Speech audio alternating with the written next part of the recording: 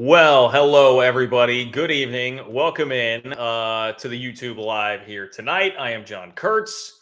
My apologies for running a little bit late here tonight. Had another event beforehand, but we are making this happen because boy, do we have a lot to talk about. I feel like I've been saying that a lot lately, but I wondered if there would be enough that would happen from Sunday to Wednesday to necessitate a live show. And what we have gotten in that time span is Colorado rumors really heating up, a Colorado board meeting scheduled.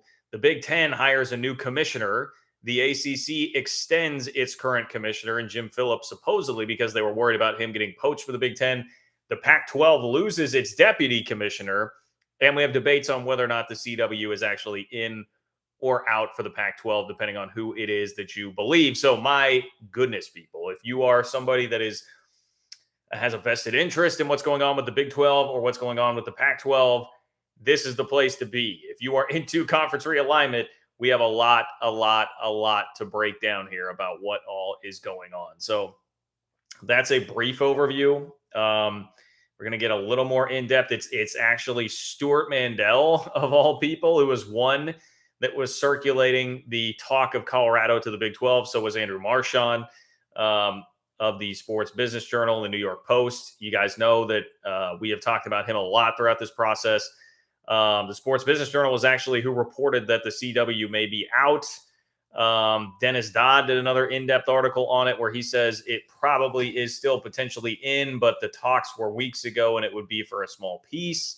But he had a lot of nuggets throughout his story, including the first person that I've seen actually put numbers to what it would look like if the Pac-12 were on predominantly streaming versus over-the-air cable. And I think that's important in terms of like numbers of viewers. Like how much would they be losing if they're going mainly to streaming as opposed to being more on cable? As I said, number 2 in charge of the Pac-12 leaves. The Big Ten hires a new commissioner, and it continues this trend of going to guys outside of the traditional norm. We only have one commissioner left, and that is Jim Phillips in the ACC, who came from the traditional like athletic director background. And obviously the Big Ten commish has a large impact on what is going on with Oregon and Washington, which affects all of this. If you're a Big 12 fan, if you're a Pac-12 fan, etc. So tons to break down here, people. Tons and tons to break down. I anticipate this being a lively chat here tonight, already approaching 150 people in the chat tonight. So you guys know the deal. I will not be able to get to everything that's happening there. If you want to make sure that your voice is heard tonight, you can click the $ below the chat box where it says say something to donate. Leave your question or comment. It will pin it at the top for me and supersede everything else in the chat. Ensures that you're getting on tonight and also is a way to support the work that I'm doing, bringing you Big 12 and conference realignment content on a week in, week out basis right now as things get hot and heavy in the conference realignment world. Also, I would ask a free way that you can support the channel is just to click the like button. Click the like button one time right now. I would very much appreciate that. That is an easy way to help support what I'm doing. Helps me out with the YouTube algorithm and all those good things. So I would appreciate it if you do that. If you're catching this after the fact, you can also support the channel on Venmo. It is just John-Kurtz-4 in order to do that. And I would appreciate it if you do. All of you guys who support sincerely could not do it without your help. So I really do appreciate everybody who does that. I believe that's basically it. Leave a comment on the video too. Again, if you are catching this after the fact, any kind of engagement there really does help me out. All right, a couple of donations have come in already here in the show. Zesty's Retro and Games, 1 to 10 on Colorado coming in the next 4 weeks. You guys know I don't love answering these questions because it's very easy to get old takes exposed in the conference realignment world. It can be a difficult thing to try and peg down. But 1 to 10, I guess I would still say next 4 weeks, maybe like a 3. But the fact that it's even registering on that scale is important. Like that means I do think there is a legitimate chance it could happen. And that is why the Pac-12 has to be paying close attention right now. Now, there's even a branch of the discussion that has siphoned off of Colorado to the Big 12, and that has been how valuable actually is Colorado to the Pac-12? How much does it matter if they leave? And some, like Stewart Mandel, have already been kind of laying the groundwork for that sort of a storyline within the Pac 12 if it were to happen, which one tells me that they do believe that there is a legitimate chance that it may happen. Um, and two is just, of course, very predictable. I mean, you already know that this is coming. I think John Canzano probably already has that column all written up and ready to go. How it doesn't matter if you're losing Colorado and they've been the worst football program in the Pac-12 for the last decade, which I mean I can't argue with, but it is a bit of a different animal now, obviously with Dion in charge. So that would be my answer. Zesties, I would give you like a 3 or a 4 on that. Tomcat, what's up, Tomcat? I see a couple of donations from Tomcat in here. I appreciate you, my friend. Thank you for your support. And Tomcat says, "Darn it, don't know how to pay." Well, you got it figured out, Tomcat. You did do it. He says, "John, you were 30% before on Pac-12 schools jumping. Where are you now?" Oh boy, well, I guess I pretty much just gave you the same answer that I did already, like 30%. I mean, I didn't realize. See, again, this is why I don't like doing this. Like, I don't really take stock or take inventory of it. It's such a hard thing to predict. But I mean, it feels more likely now because there is so much smoke about Colorado. And let me just jump right into that because I think I can keep babbling on here about my feelings about it. But if I don't actually tell you what has been said, then it loses a little bit of luster. Okay, so let's work backwards because the most recent thing is that in the time that I left to go to a networking event tonight and got back, Colorado has scheduled a board meeting. But so obviously that is going to really make people start speculating about what is going on here. But what happened before that is Stewart Mandel on both his own podcast and then the Ben Criddle show on ESPN 960 in Utah spoke to the fact that he has heard that Colorado may well be headed for the Big 12 before they find out whatever the Pac-12 TV deal is going to be. And shout out to my guy, Jeff Fuller. It was his tweet that I saw with this that alerted me to what he said on the Ben Criddle show. So this is where I'm pulling quotes from. Always appreciate your work, Jeff, and appreciate the fact that you got my attention with this. So after I didn't hear what Mandel said on his own podcast, but that is a part of where I heard people telling me that he was starting to lay the groundwork for the narrative of like, even if Colorado or even Arizona leaves, it doesn't really matter that much to the Pac-12. But this is a direct quote from Stewart Mandel.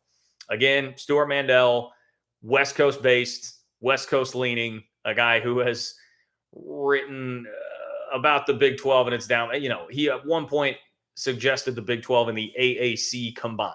Okay, so we're considering the source here in who it is that we're talking about. And when Ben Criddle brought up to him, or at least I assume it was Ben, I apologize. I don't know that show all that well, but the host brings up to him, hey, there have been rumors about Colorado. Andrew Marchand, for instance, said that Colorado to the Big 12. What do you think?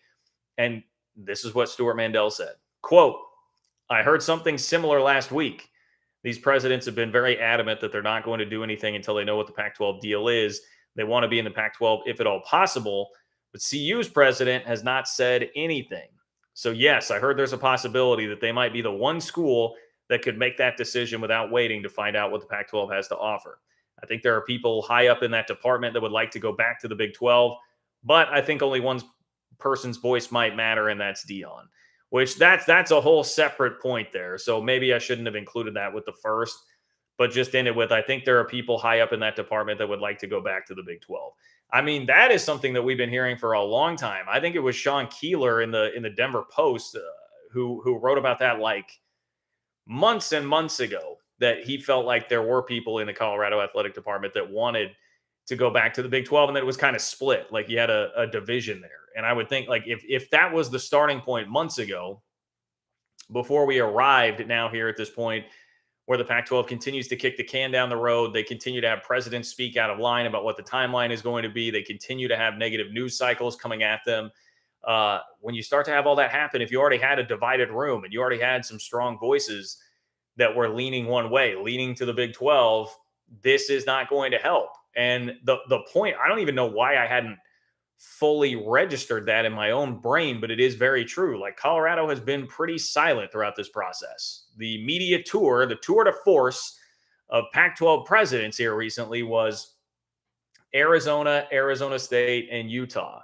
It was those three. We did not really hear anything from Colorado, at least to my knowledge. They certainly have been much more quiet than the other three. Now, in fairness, Utah has been fairly measured Utah's leadership has been fairly measured about when it is that this deal would actually get done. So they have not really been doing the bravado, pounding the chest. It's going to be all good and great like Arizona and Arizona State really had. There had not been quite, it had been much more measured from Utah. I will give them full credit for that. You're that Utah fans. But Colorado's been in a different boat, man. Colorado has been in a different boat. So once again, consider the source, left coast leaning, West Coast leaning guy, Pac-12 homer, not to the degree certainly of like a John Canzano, but Stewart Mandel is somebody that if it's coming from him, that Colorado may be the only school and has a chance to be the only school that doesn't wait for the Pac-12 deal. That carries more weight to me than, if this were Dennis Dodd. And it's nothing against Dennis, but it's just most of his reporting seemingly has come from a more pro Big 12 stance. If it were me saying that, right, then it wouldn't carry as much weight as it would with Stewart Mandel, somebody who's coming from kind of that side of the aisle, so to speak here. It is important. Now, Andrew Marchand of the New York Post Sports Business Journal podcast, there was just a little blurb that I saw from him where it was talking. I mean, it was basically saying the same stuff that we have said or know about the deal. And then at the end just said, watch Colorado. It was literally 2 words. It was 2 words. And that's what got Ben to then ask the question to Stewart Mandel. But it just said, watch Colorado. So that was the other thing that really ignited some speculation because I mean, the Sports Business Journal those guys are plugged in. Pac-12 propaganda machine can say what they want, but they are really plugged in when it comes to the sports media landscape. I definitely listen when they speak. So I did not take those words very lightly. So you had both of those things coming out here since I last spoke to you on Sunday with the Colorado smoke heating up. And then to top it all off, we get a board meeting scheduled for Monday from Pac-12 country. Now, there are a couple of things with this. I am just going to say, like, we have seen this before with Colorado. We have seen this before, that they have had board meetings scheduled and people get really excited and then nothing like substantial actually happens. So take that with a grain of salt. Like, I'm honestly putting a little bit more stock into the Mandel and Marchand comments than I am the actual board meeting right now. Also, something pointed out by Jason Shear, who covers Arizona. Where was it at? He says, for what it's worth, I don't know how the rules work in Colorado, but believe an actual vote on leaving the conference would have to be public. UCLA announced their intentions, and the vote from the regions came months later, but it happened in public when it finally did. That's a good point. And like, these are the types of things. This is where I'm out of my element. I'm out of my element on how like a board meeting is supposed to work. We need the traditional, as I would call them, big J journalists on the case here to figure out what's actually going on with that. And so I would just caution you to be taking your total victory lap already because all this is swirling. It is just merely an indicator that, like, I would guess there is probably legitimate smoke to Colorado to the Big 12. Jason Shear, remember, tweeted out a couple of days ago, I think it was even before the Sunday show, that Brett Yormark had spoken to Colorado for like 5 hours, that they were having extensive conversations. And I think the last board meeting that Colorado wound up having, it was more like just a summary and update of where things are at right now, was what came out after the fact about the actual content of that meeting. So would not shock me if this is just a briefing, a briefing for everybody of kind of what's going on, an update. Since the Pac-12 won't provide like legitimate updates themselves, I guess they've got to do it on their own.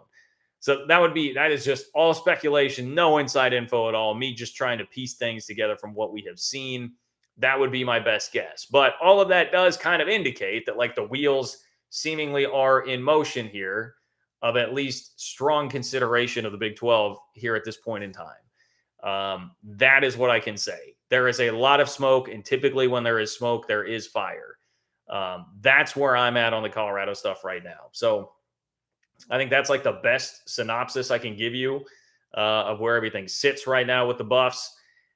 Interesting part here that I guess we get, just to put a bow on this before I hop back into some donations. And again, if you want to make your voice heard tonight, click the $ below the chat box where it says say something. Your donation, one, helps support the work I'm doing to bring you Big 12 content on a week in, week out basis, and also ensures that your voice will be heard here on the chat tonight and helps control the content. Before we even get to the Dion part of it, Stewart Mandel did start to go on about in this interview. I didn't take down the direct quote, but he questioned the Big 12's interest. He was basically like, now look, I don't not sure that I'm paraphrasing here. Not sure that I fully understand the Big 12's interest in Colorado. They've been the worst Pac-12 football program over the last 15 years, and that is undisputable, undisputable. I was going to go just for emphasis to pull up the Colorado football year by year here. It is pretty gross. 1-8, 3-6, 3-1, 3-6, 2-7, 2-7, 8-1, 1-8, 0-9, 1-8, 1-8, 2-7, 2-6, 2-6. I guess I'm reading conference records here. My bad. 2-6, 4-4. Overall records: 1-11, 4-8, 4-2, 5-7, 5-7, 5-7, 10-4, 4-9, 2-10, 4-8, 1-11, 3-10, 5-7, 3-9. It's been bad.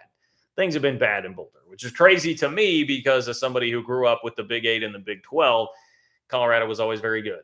But they have not been. They have not been.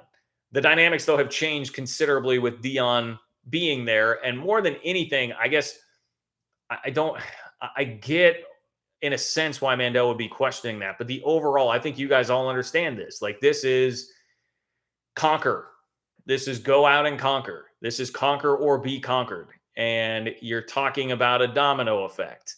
If you can get Colorado, now the pressure is on Arizona, who seemingly was the second most likely to leave, maybe at times has been the most likely to leave. The president obviously has spoken up and said, like, they want to hear out the Pac-12's offer.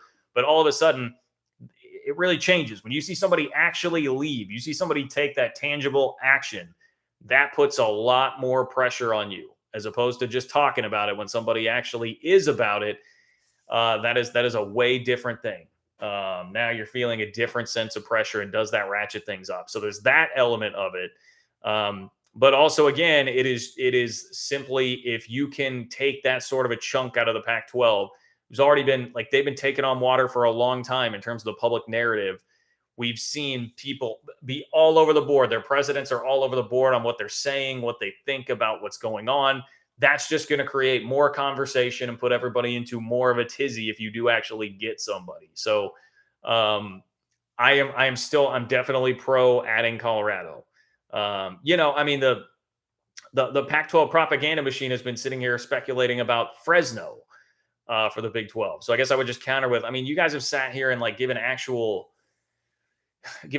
breath to Fresno State to the Big 12. So why is Colorado a big deal then, if that's where you thought like the Big 12 was going to actually go there? And then there is the Deion piece. They have a lot more potential with him there. Now, no telling how long he'll be there. No telling if he would actually coach a game in the Big 12 if they were to come. Absolutely no idea how that's going to go. It could also, I suppose, be a total disaster out on the field.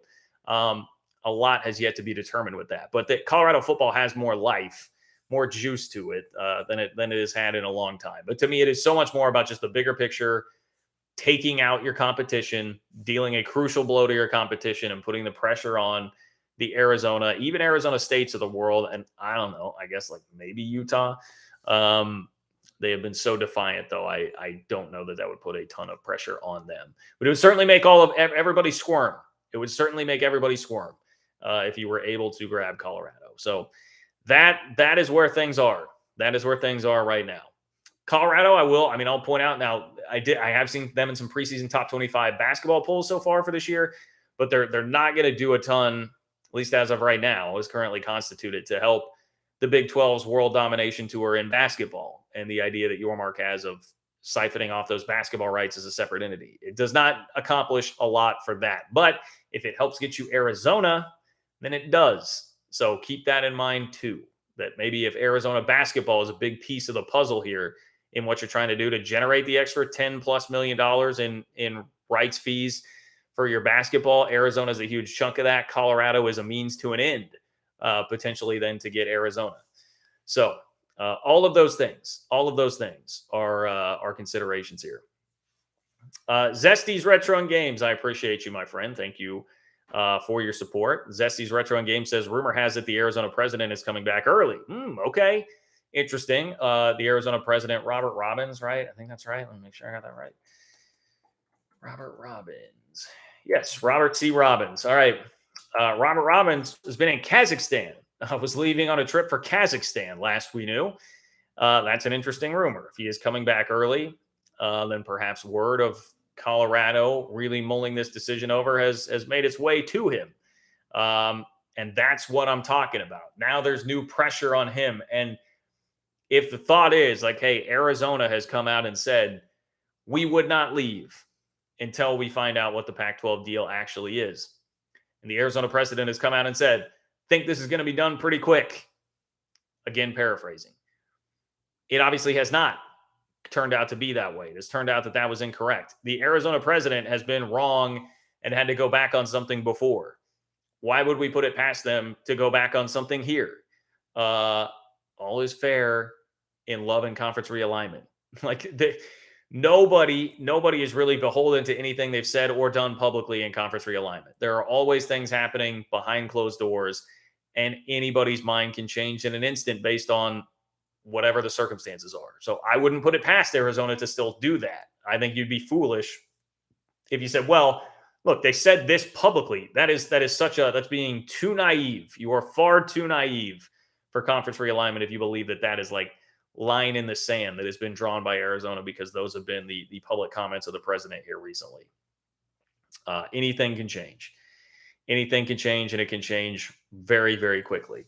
Now, as far as Deion's input, it was interesting that Stewart Mandel said, hey, Deion's voice may be the only one that actually matters in the room. All right, Colorado should absolutely put a lot of weight into that. Like what Deion wants, Deion should probably get. If you are looking at it from Deion's perspective, what is better for you, being in the Pac-12 or being in the Big 12? I don't know, man. If I were Deion, I'd be kind of looking at it like, our conference is taking a lot of shots right now. Doesn't look like things are headed in a positive direction. The Big 12 is a little bit more on the upswing, seems to have a trender, hipper, cooler sort of leader.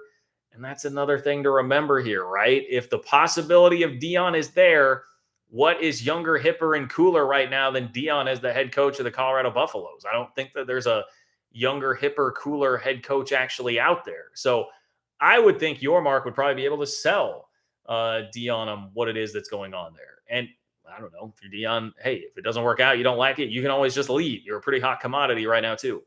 So I think those are all considerations. I would tack that more back onto the list of like reasons why the Big 12 would be interested in Colorado. Deion Sanders is the type of thing like Brett Yormark could market the absolute hell out of having Deion in the league. They would have a field day with that, I feel like. So I think that does add to some of the allure, even if it is a risk as to whether or not he would actually be there by the time Colorado would get to the league, if that does happen. Mike K, what's up, Mike K? Coach K in the chat tonight. Mike K says, RE Bob Huggins, Houston has been in leagues with 50% of the current Big 12 for 30 plus years and done just fine. Maybe he should worry about West Virginia instead. Oh, shots fired from Mike. And now I can understand that if you're a Houston fan, because it was a definite shot. Bob Huggins, this is going back maybe a week or two ago to the comment that he had on the Field of 68 podcast, where he said basically Houston and the incomers to the Big 12 don't know what they're getting into because the league is so tough night in, night out. I'm gonna ride the fence a little bit on that one. I would say, Mike, I mean, your point's not totally wrong, but I mean the Southwest Conference, I don't know. I guess I would be speaking out of turn to say that I know what the Southwest Conference was like in basketball back in the day. I was born in 1989. I can't proclaim to really have any concept for what the Southwest Conference was like in basketball. I have my doubts, though, that it was anything like what the Big 12 has been recently, and especially last year. It is a different kind of beast. Like it is. Kansas lost 3 games in a row. They were a 1 seed in the tournament. K-State, which made the Elite 8, at one point lost 4 of 5 in the Big 12. It was a bear. Baylor lost 3 straight at one point in time. Like everybody who would, all these really good teams went through rough stretches in that league. It is very, very difficult. And I mean, there's no comparison to what the American Athletic Conference is. And Houston has, well, at least this past year was a bit disappointing in the NCAA tournament. Now, I don't think that means Houston is going to come in and tank or be bad. I just don't think Houston is going to come in and run the league right away. So I'm on the fence. Mike. But certainly as a fan, I can respect and understand you sticking up for your squad there.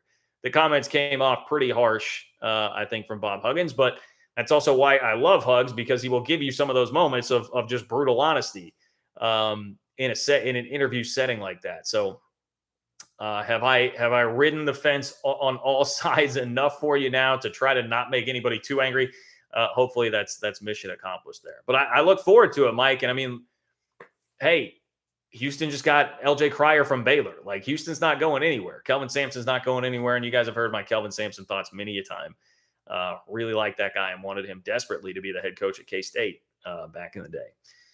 David Moore, what's up, David? I appreciate your support. Thank you for being here, my friend. David says, I sense they know any Pac-12 media deal isn't going to work. Colorado decides to go back. Arizona falls in line. Arizona State and Utah fall quickly in line. The latter three are tied to BYU quite closely.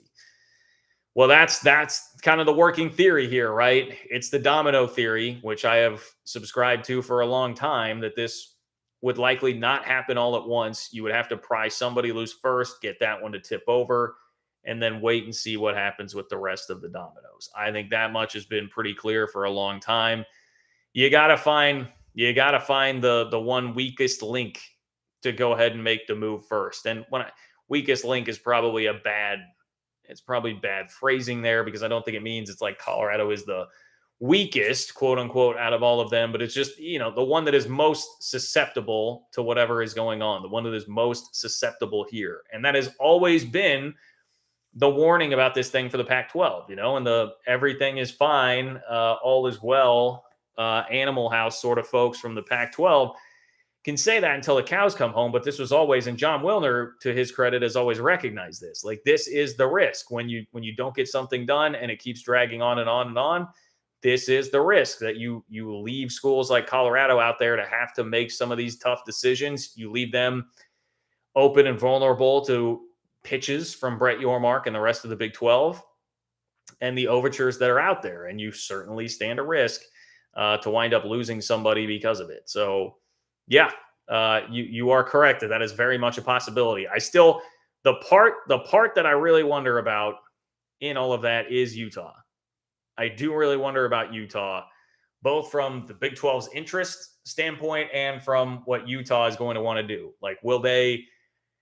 I mean, they seem right now like the band on the Titanic. Like, they will be playing until the damn thing sinks. They're not going anywhere. They will be playing with roses in their mouths and roses adorned in between their ear and their head all the way down until that sinks and they drown.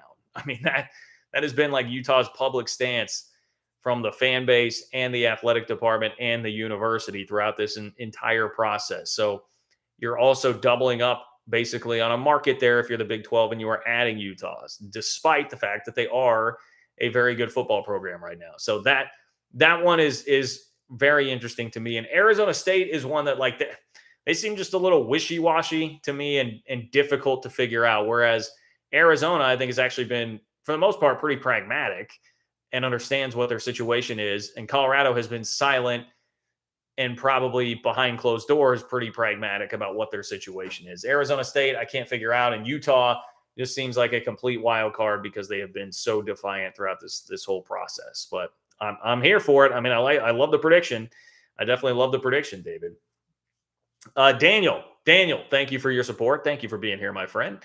Daniel says, if CU is in, who else is in the Big 12? And do schools leave before Oregon and UW leave first? And does the Big 12 take a shot at Stanford and Berkeley?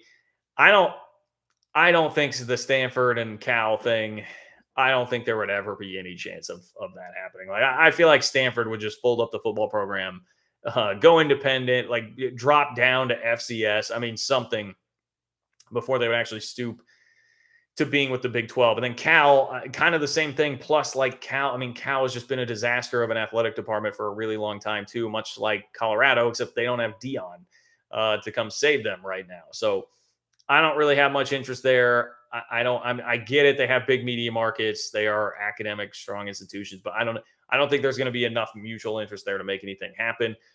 Oregon and Washington is interesting. I mean, yes, I do think Colorado very well could and would leave without finding out what's going to go on with Oregon and Washington still in the conference. But that is an interesting case study right now, especially as the Big Ten hires a new commissioner. And Daniel, I'm going to use this as a jumping off point for that. So I really appreciate your comments there, because Oregon and Washington become very, very intriguing here when we talk about the fact that the Big Ten very quickly hired a new commissioner. They did not mess around with this at all. So the Big Ten today, I'm reading from an ESPN story from Pete Thamel. The Big Ten has announced the hiring of former MLB and television executive Tony Petitti as the conference's next commissioner. I hope I'm pronouncing that correctly. Maybe I'm not. Somebody try and let me know if I'm not. But he'll begin his tenure on May 15th. So he's got about a month, Tony Petitti, before he will become the commissioner. Says Petitti emerged from a group of finalists who interviewed in the past 48 hours and was selected after a vote of the league's presidents and chancellors. Couple of notes on this. One, Brett McMurphy tweeted this, industry source about new Big Ten commissioner Tony Petitti. Quote, he is loved by everyone at ABC and ESPN. He is also well-liked at CBS Sports and knows the Fox guys well from working at MLB. He should be the perfect hire for the Big Ten. So some pretty glowing reviews from that. I'm not seeing anything. I tried to scour like different articles and scour Twitter for if there was any speculation about how he would feel about expansion here. And that's really an impossible question probably to know about unless you were literally sitting in the interview room, which I would assume some of that got brought up in the actual interview process there. There's no way for us to really know how exactly he's going to feel about that. But I did see this. This came from The Athletic. I believe it was maybe a Bruce Feldman article in The Athletic. He said, the Big Ten's new media rights deals begin this summer and stretch to 2030. With that taken care of, the priorities for Petitti should be fairly straightforward. One, integrate USC and UCLA as seamlessly as possible.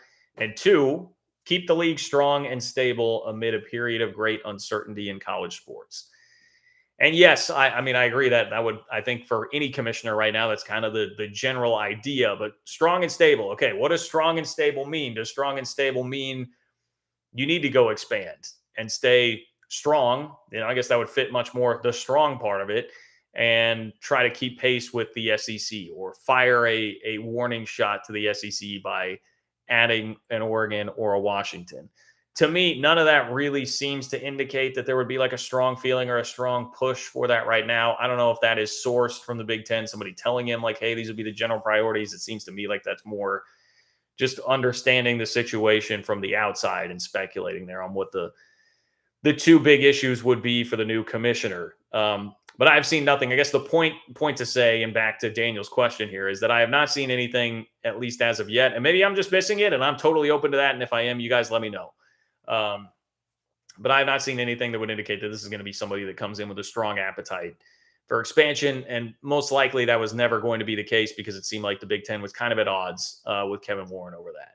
Now, was that because of the actions of Kevin Warren? Was that more because it's been a very tenuous relationship with Kevin Warren the entire time he's been the president, or that he was the commissioner rather of the Big Ten? Maybe it's some of that. And maybe a new person with a new perspective could do things differently. Maybe they are just going to leave him to his own devices. I don't know, but I doubt it. Right now, I don't think that there would be any significant movement on the Oregon and Washington front based on the Big Ten's new hire here. But that's just my feeling based on what we have seen. If you're curious more about his background, Petitti brings a diverse background in sports and media, former COO of Major League Baseball. So he was number two. He succeeded Rob Manfred when he got bumped up to commissioner. He took over Rob Manfred's old role in 2015. He's worked at ABC Sports, CBS, MLB Network. He helped, how about this? He helped create the BCS back when he was with ABC. And he also worked with the NCAA tournament while at CBS. So this guy's got a media background, very diversified media background, as well as a diversified sports background. And one of the bigger picture points about all this is you can see where we're headed in college athletics. We've had George Kliavkoff hired from he was working at the MGM Grand, I believe, in Vegas right beforehand, from the entertainment industry. Brett Yormark, sports and entertainment. I mean, most recently was at Rock Nation, but before that had been with NASCAR, the Brooklyn Nets. These are not your typical athletic directors that have just worked a life in college athletics. Kevin Warren was not that guy. He was not from that sort of a background. Different backgrounds here. So the only guy left, the last man standing, is Jim Phillips, who was hired in 2020 after a stint as the athletic director at Northwestern. So that was the last conventional conference commissioner hire that we've had. And interestingly enough, I mean, another part of the news here is that the ACC has extended Jim Phillips for 3 more years. And there was a quote to ESPN. Pete Thamel reported this. He said, quote, "It was the perceived threat of the Big Ten coming after him," an ACC source told ESPN. So they decided to re-up with Jim Phillips because they were worried about the Big Ten coming after him. I don't know, man. Jim Phillips, I know that the crappy TV deal that they're stuck in right now is like he's not to blame for that.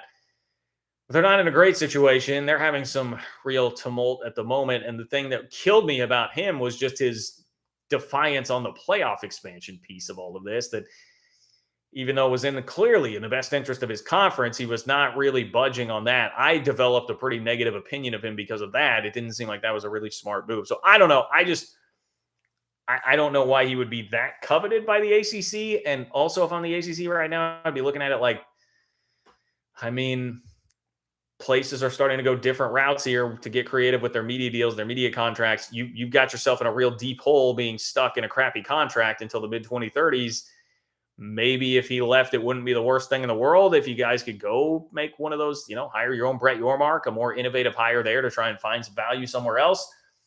But I digress. Not my problem. Not my problem. The ACC is the conference across the country that I'm probably just the most neutral about in general.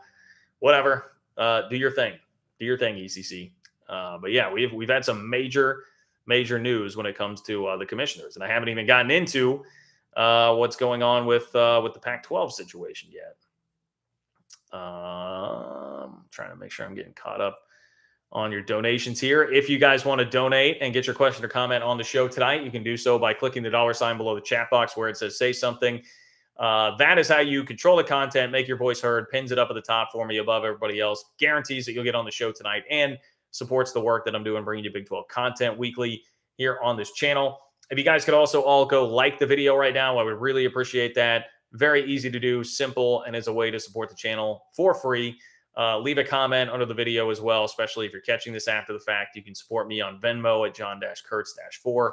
Also, and if you haven't subscribed, make sure that you subscribe to the channel and click that bell so you know when it is that I'm going live, typically Wednesdays and Sundays, and then dropping in some content in between. Garrett, what's up, Garrett? Garrett Smith, appreciate you being here, my friend. Garrett says, Lawrence got Whataburger before the Pac-12 got a TV deal. Man, did Lawrence get a Whataburger? I actually didn't know that. Let's Google that. Lawrence Whataburger. Well, it pops right up. So, yeah, location for Lawrence Whataburger confirmed by Realtor. How about that? That is quite the upset there. Congratulations to Lawrence. I am not like a diehard like Whataburger, because like I feel like there aren't really casual Whataburger fans out there, right? You either love Whataburger or you don't. There's not much in between there. I actually am like in the in between. I think it's very good. I enjoy it. But I don't care enough to like argue about it on the internet consistently. I guess I would put it that way. But Whataburger is great. I am happy for Lawrence on that front. Kansas City now has a couple, and I do indulge from time to time. But yes, that is a sign of the times, and that is, Garrett, that is a very appropriate way to frame it all with the Big 12's relationship to Whataburger. That the Big 12 got a Whataburger before the Pac-12 got a TV deal. Now, if Lawrence got a Whataburger rather. If Lawrence were to get an In-N-Out before the Pac-12 got a TV deal, now that would be the ultimate upset. That would be the ultimate dunking on the Pac-12. If Lawrence, Kansas were able to get an In-N-Out burger before the Pac-12 got a TV deal, then we would really be cooking with Crisco. For the record, I like both. I like both In-N-Out and Whataburger. So don't come at me on either side. I'm going to be neutral on that one because I think they are both pretty damn delicious. Jim, what's up, Jim? Jim, appreciate you being here. Jim, and I see you say, Jim says, I know you do not agree. However, if Colorado and Arizona both apply and are the only Pac-12 schools to do so, do not be surprised if UConn and Fresno State are also invited. It's Brett Yormark's coast to coast. Okay, well, I mean, look, I'm not going to completely shut the Fresno State piece of that is the one that I think is like more unlikely, that I don't like the idea of as much. UConn, like, because of basketball, again, like I would understand. And I know like UConn football is not sexy in any way, shape, or form at all. But that basketball program, what's the debate everybody's been having across the country since the tournament ended? It's like, is UConn a legit like tier one blue blood? So they bring a lot of value with basketball. And if again the idea is like that there could be $10 to $15 million worth of value in basketball TV deals per school, if you can separate those media rights from football, then UConn would be an immensely valuable piece of that. And if their bargaining chip is going to be, hey, we'll come, but we're only going to do it if you bring our football program and you do all sports here, then hey, I can understand why you would do that. I really would. And you definitely have the idea right on the coast to coast thing. Like that's what Brett Yormark would really want to do. But if you have Colorado, Arizona, and BYU, I mean, you're starting to really build the basis for developing a lot of inventory in that extra time zone. So you're already kind of there. I don't see the need for the Fresno thing, but I'm with you on most of it, Jim. I really am. Definitely am. So I think it's a good comment. Delaric, what's up, Delaric? Appreciate you, my friend. Thank you for being here. Thank you for your support of the channel. Delaric says Arkansas was the big dog in the Southwest Conference and Texas Tech was on the rise until it became the Big 12 and Kansas started to take over. Okay, so this must be this is a basketball comment then. Which yeah, Arkansas won Nolan Richardson got a natty right in there at some point. Arkansas was the big dog in the Southwest Conference. Texas Tech was on the rise. Texas Tech on the rise. That's an interesting piece of it. I don't know much about the history of Texas Tech basketball there.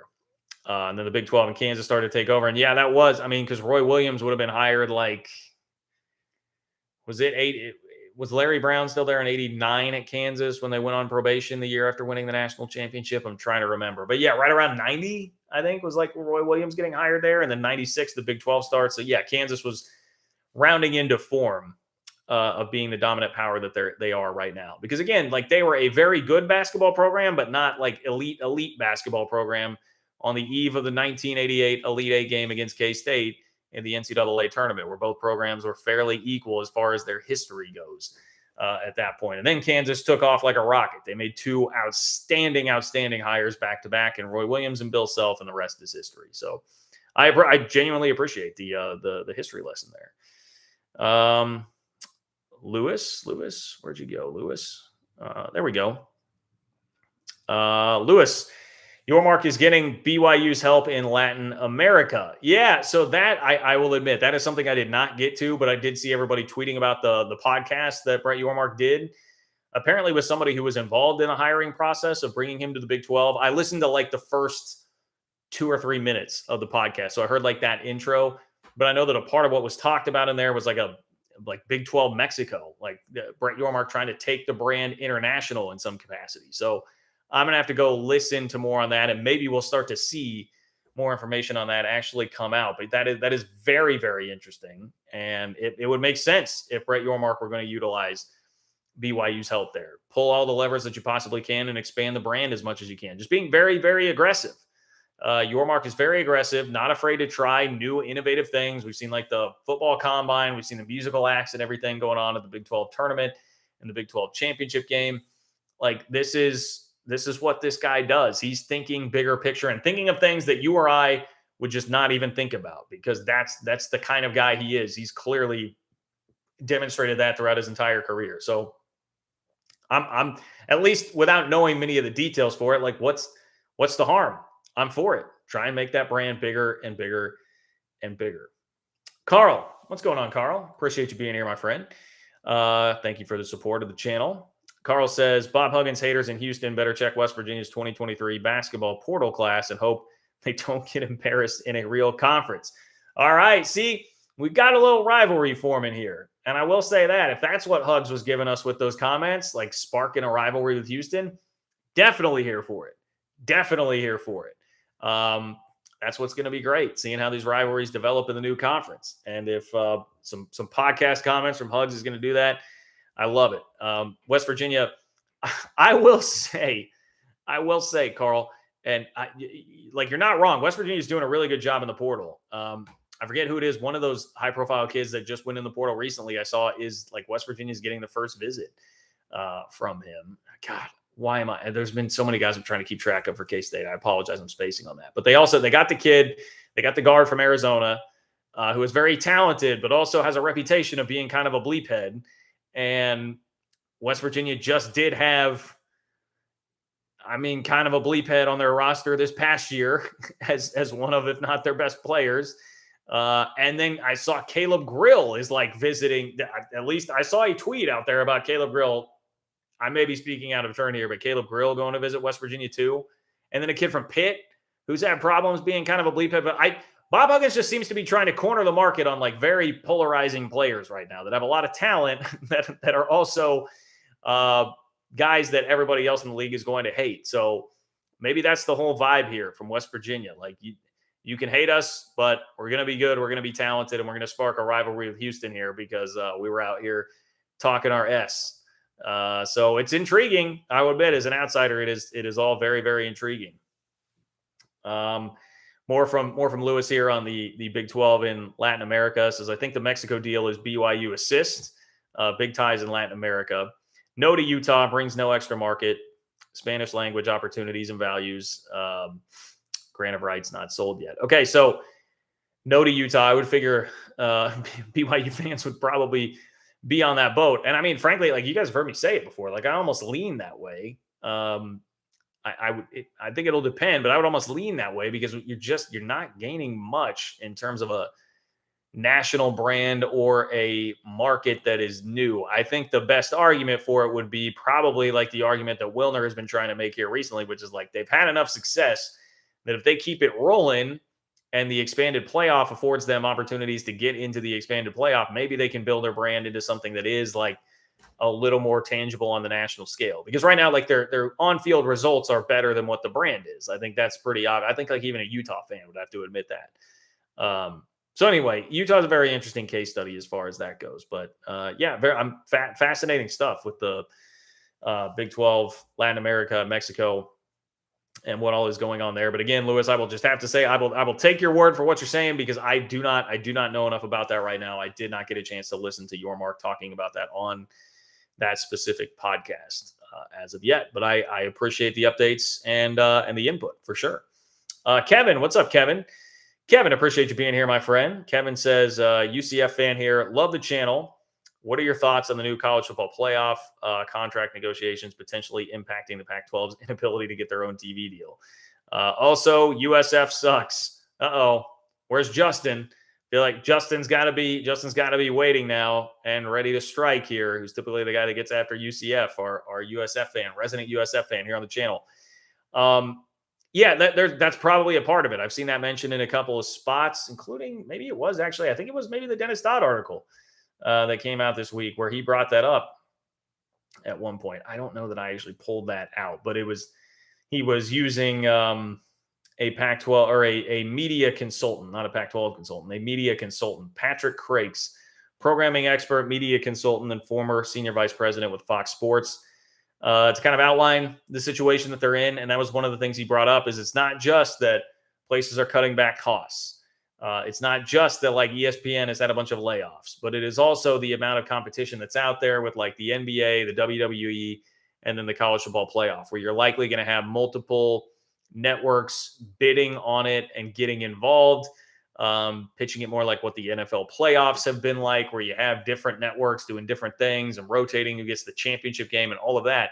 Yeah, that's extra money that they're going to be throwing out there for college football. It's not cheap at all. Obviously, the playoff is not going to be cheap at all to bid on, and all of these places are in cutting back mode anyway. And one of the interesting points made in that article as well was like, you're kind of stuck in between now where the world is gradually moving towards streaming, but it's not all the way there to the point where that's going to be like dominant, like gung-ho. We know this is going to make us money. We can throw a bunch of money at this. But at the same time, like it's very important to still be on linear right now. And the linear networks are kind of scaling back. So the timing is just not good for the Pac-12 right now. I think the smartest and best thing that Brett Yormark did this entire time was to jump the line and get that deal done quick. And even if it was leaving a little bit of money on the cutting room floor, at least what some people thought was leaving some money on the cutting room floor, it was worth it to just get in and get that done. Incredible foresight, and I would not downplay the fact that Yormark has the connections that he does, and maybe getting tipped off like, hey, man, you should probably just go ahead and do this now because things are not moving in a good direction as far as this goes. So, yeah, good comments, Kevin. Good comments, Kevin. I appreciate it. Thank you for being here and supporting the channel. On that front, let me squeeze this in real quick. This is that consultant that I just mentioned, Patrick Crakes, media consultant, former senior vice president with Fox Sports. He said this, quote, if you're the Pac-12 and you're looking at Oregon State, Washington State, the first week of November, that would do 650,000 to 800,000 viewers on FS1, say hello to 250 to 500,000 viewers on a streamer. So it's a difference of like 3 to 400K in terms of viewership is what the former senior vice president of Fox Sports says. The Pac-12 could potentially be losing 3 to 400,000 viewers per game by having it on a streamer as opposed to being more linear in a game on FS1. Now, how many games would it actually be when you already are at like a 30 to 40% clip of games being on streaming right now? If it goes up to 50, 60, I mean, it's not like it's going to be every game to make that sort of apples to apples comparison. But that's what we're talking about when we talk about the visibility issues with being heavily in bed with a streamer as opposed to a conventional linear TV network. That's basically the difference right there. And that is pretty sizable. That is significant. And those are your TVs at a bar that somebody can't flip to because they don't want to go through the trouble of pulling up Amazon Prime or whatever it's going to be. They just want to keep it on DirecTV at the bar like that sort of thing. That's what you're really missing out on. And so I did appreciate that there were actually some numbers put to it. Like I had not really seen that yet. Somebody actually put some numbers to that whole scenario. Okay, about your 5 to 10 minute warning here on the show. Let's get through the rest of the donations that we have here. And I appreciate all of you guys who have done so. If you want to get one in before the buzzer here, click the $ below the chat box where it says say something.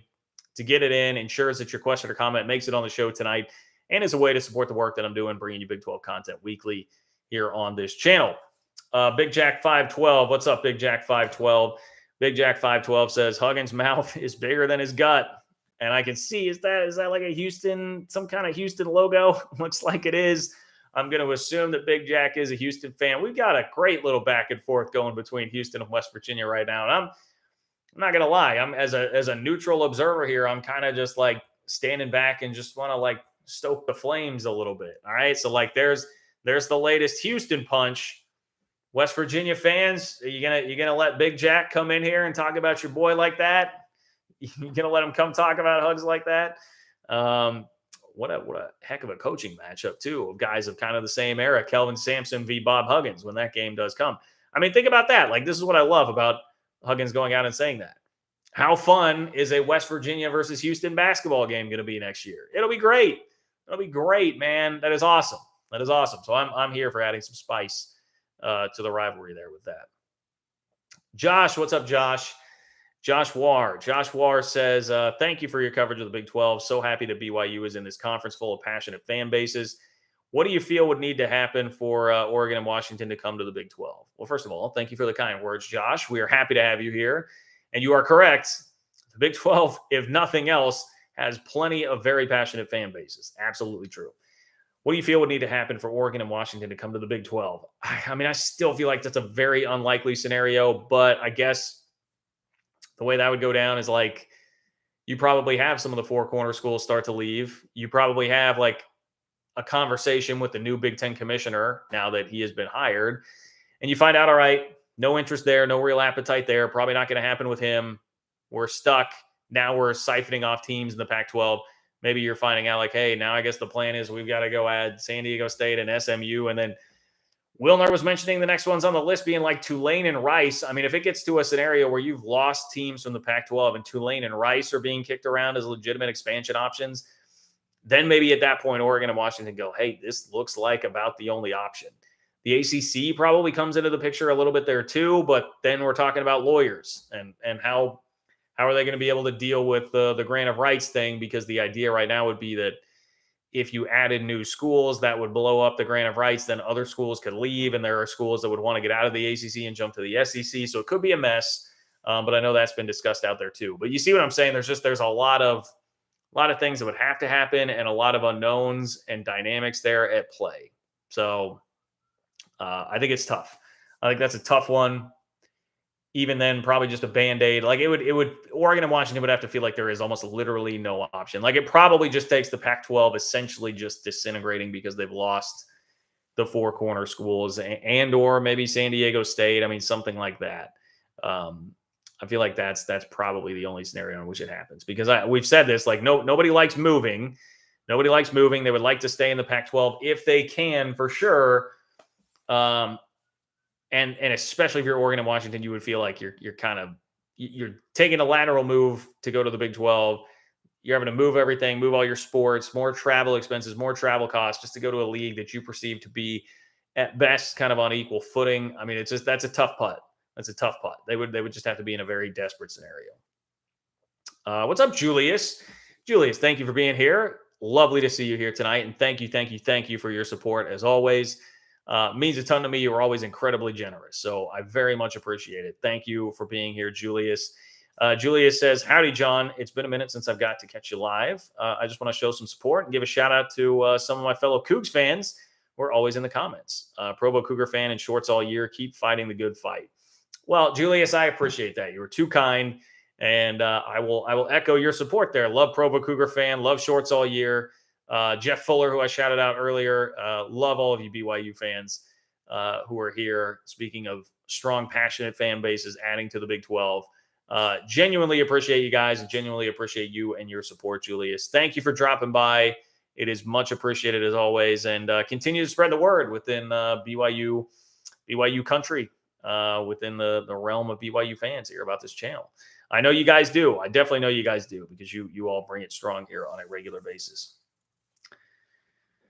Oh, wow. Okay. Ranger6603 says the Colorado AD just quote tweeted MHVER3 saying there is no truth to the CU board meeting being about realignment. Jason Shear also responded. All right. Wow. Boy, we've got stuff happening live here as we go. And this is, I mean, that's interesting that like the Pac-12 is at the point where they're having to use Twitter.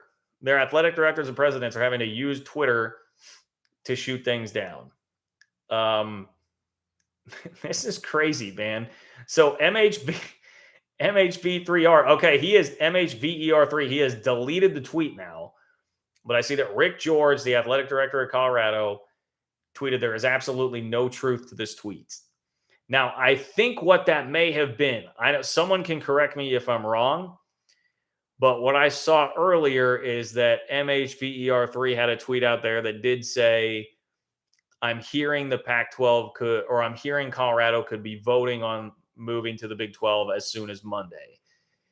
So I saw that tweet out there. And if that is what he's responding to, saying there's absolutely no truth to this tweet, if you're trying to cover your bases, that could just mean no truth to like we're voting on it yet. Could be more along the lines of what I was saying, like a discussion happening and a briefing on the process, some sort of an update.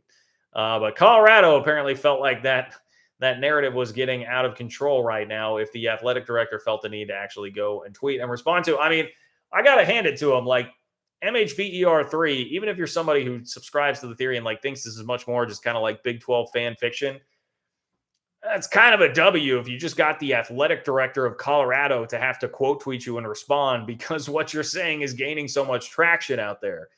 That's kind of a W, you know? I mean, just a guy with a Twitter account getting the ADs to respond here. I mean, I know another guy with a Twitter account who got the Utah AD to quote tweet him and respond to something. That's where the Pac-12's at, man. They're having to respond to the John Kurtz and MHVER3s of the world on Twitter to control their own narrative. So I don't know. I'm sure. Look, there's 37 quote tweets already. I'm sure. Where are the Utah fans? Where are the Utah fans dunking? Well, I'm not actually seeing much here, but a lot of people having the same reaction. That's the same reaction to me. Like you felt the need to quote tweet this guy. Oh, there's a Utah fan. There's a Utah fan laughing. There's an Oregon State fan. Here we go. Man, this bleep is exhausting, guys. This is just exhausting. I mean, we just keep going and going with this stuff. Jason Shear tweeted, by the way, this was fun. There was never going to be a vote Monday. It literally can't be by law. Okay. So the saga continues. We get an update within the own video here from where we started. Ranger 6603, that was very valuable. Thank you. Everybody should thank Ranger 6603 for doing that, for donating $5 to alert me to that, because that was important. That was legitimately very, very important information.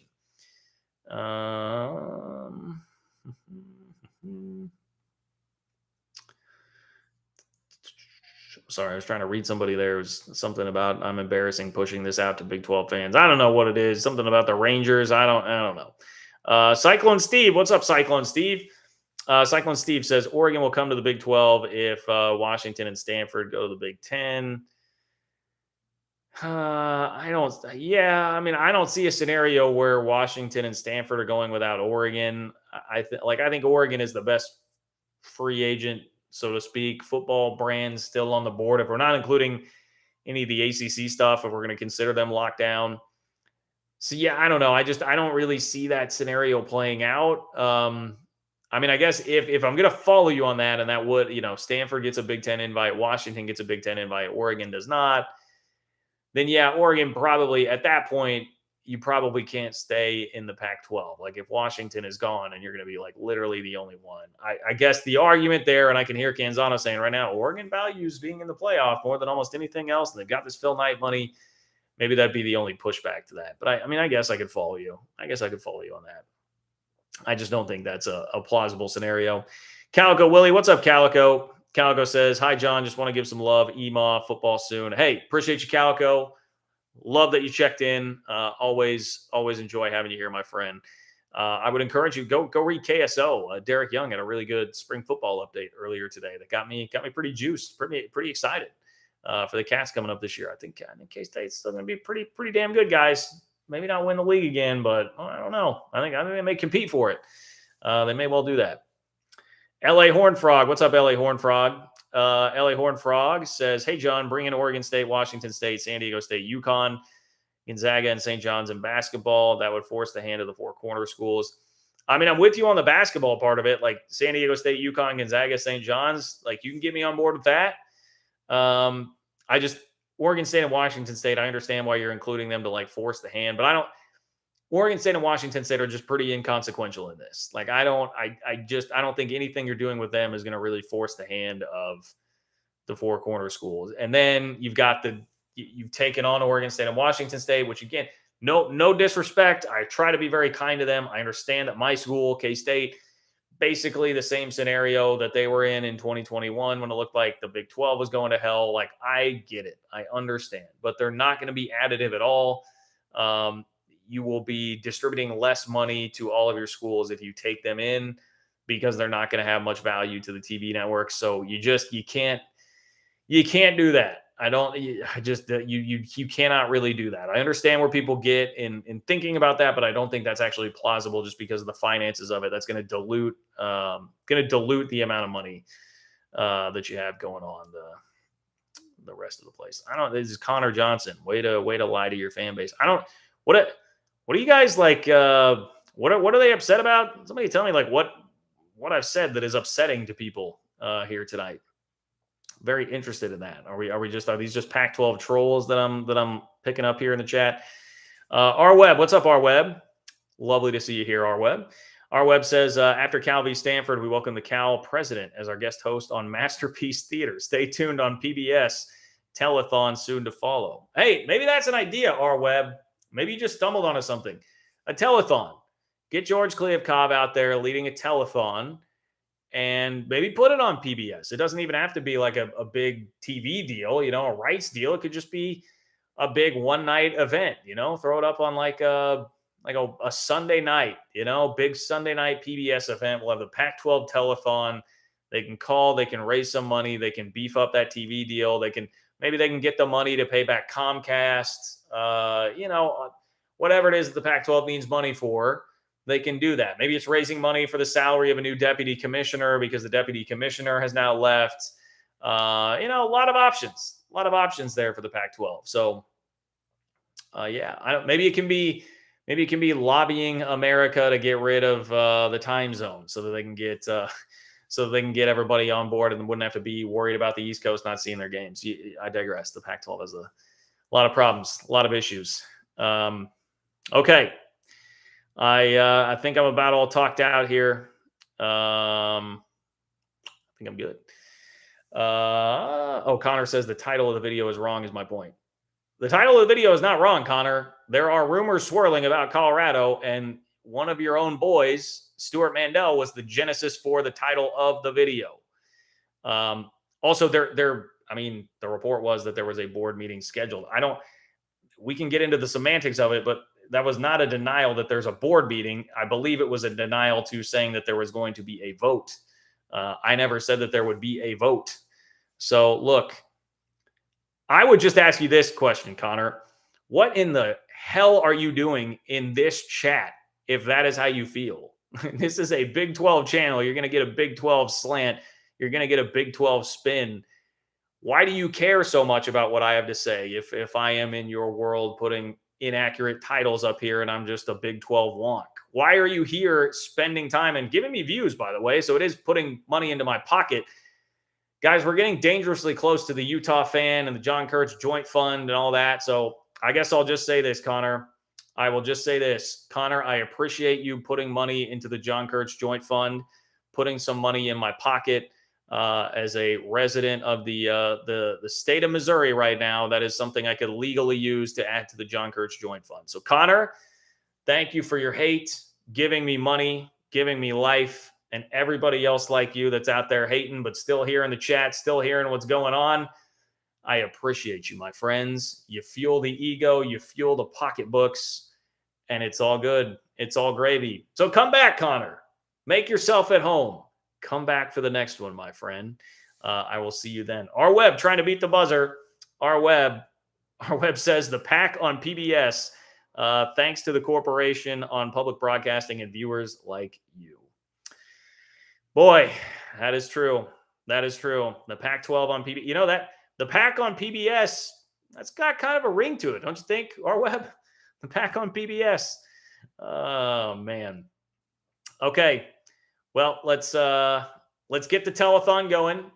Everybody start tweeting Kliakov. Let's get the Pac-12 telethon going, and we'll continue to monitor where all of this heads in the future. I'll leave you with the same message I always do. Love you guys. Love the community we built here. Continue to spread the word on social media or via word of mouth to your friends, family, whoever it is that is interested in the Big 12, in this conference, and their team, whatever it might be.